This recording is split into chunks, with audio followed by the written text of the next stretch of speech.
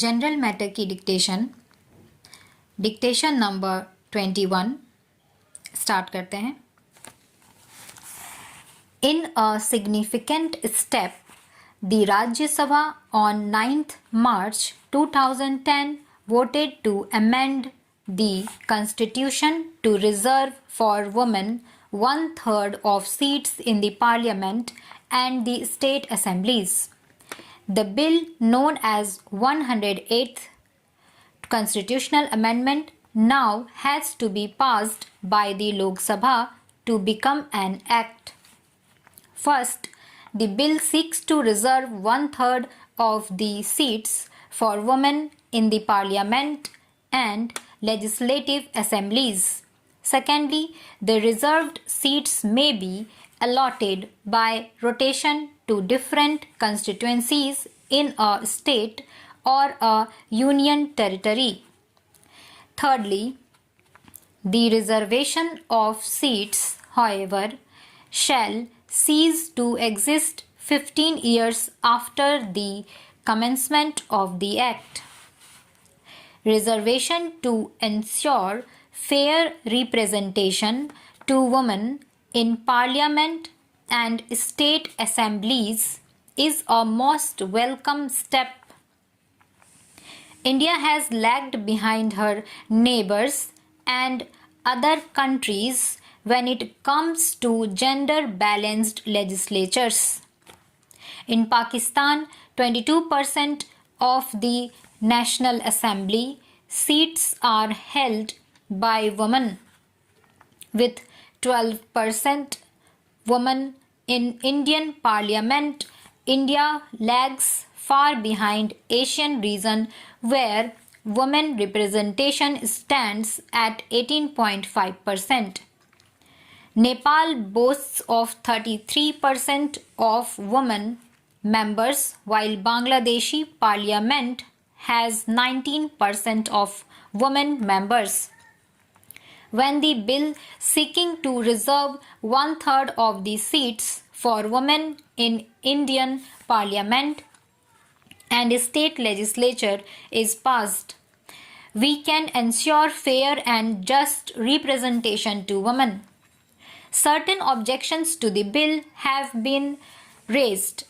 Provision for rotating constituencies means that women cannot nurse their constituencies. Secondly, reservation does not extend to the Rajya Sabha. Thirdly, there is no female sub-quota within existing quotas.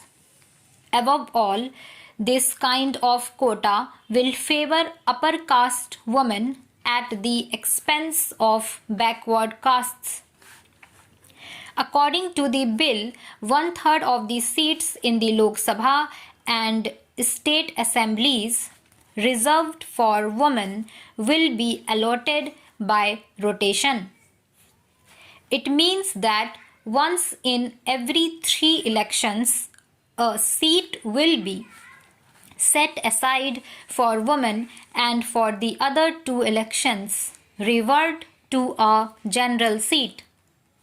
A woman who wins in a reserved seat does not have the security to run against a woman in the next elections. Critics say that a woman or man MP will have no incentive to nurse his constituency. But analysts point out the serious flaw elsewhere. Women suffer numerous forms of discrimination. Will this discrimination change with more women in the legislature? Reservation for Dalits and the tribals in the past have failed to end their discrimination meaningfully. On the other side, these provisions have merely created a creamy layer.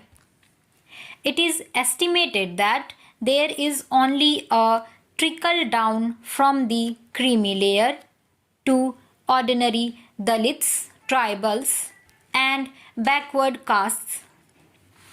In due course of time, reservation of women is sure to create a creamy layer, a hurdle to the progress of women in general. The demand for quota within quota indicates that women are more loyal to their castes and community than to gender based equality. Empowerment must be the right of all women, not of just a few privileged women.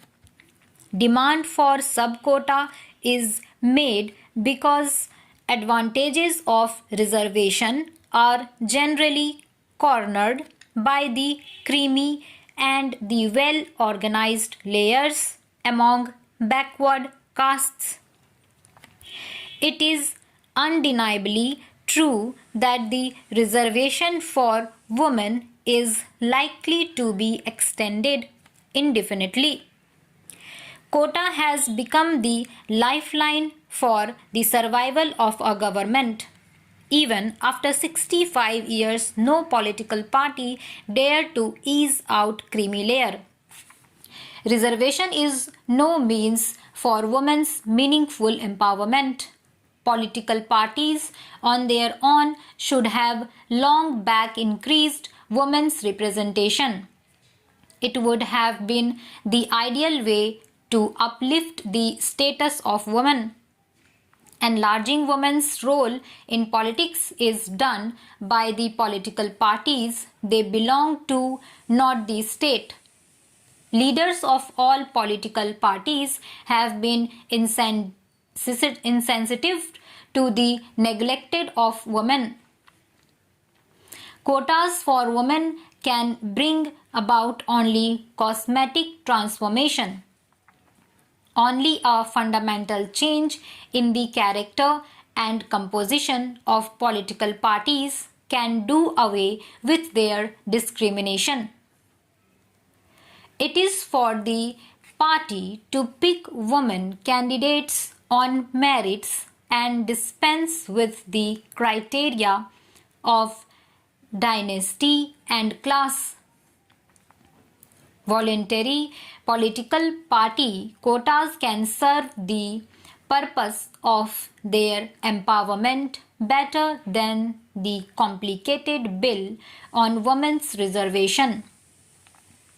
The trouble is that our government is addicted to hog limelight to cash in on every political and economic measure. Stop.